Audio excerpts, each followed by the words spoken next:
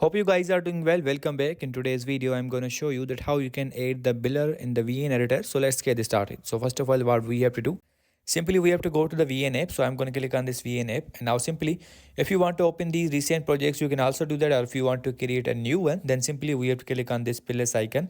And after clicking on the plus icon, we have to click on the new project. And after clicking on the new project, we have to choose the video, that which video you want to use. For example, I'm going to the video section and now we have to choose the video. For example, I'm going to use this one here. So we have to click on this icon. As you can see now, simply we have to go to the biller section. We have to find the biller option. As you can see, here's the biller. And after that, as you can see, different types of billers are provided here. The base biller is also provided here. The horizontal is also provided here, the vertical, and as you can see, the radioactive. These all billers are provided here. You can choose any of them. And after that, if you want to increase the biller quality or the quantity, you can also do that. For example, I'm going to choose this horizontal, and as you can see, you can decrease or increase the billerness. And then as you can see, we are done here, and now the biller is applied on your video.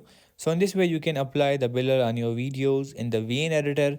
I hope you guys understand this video, that how you can do that. So see you in the next video.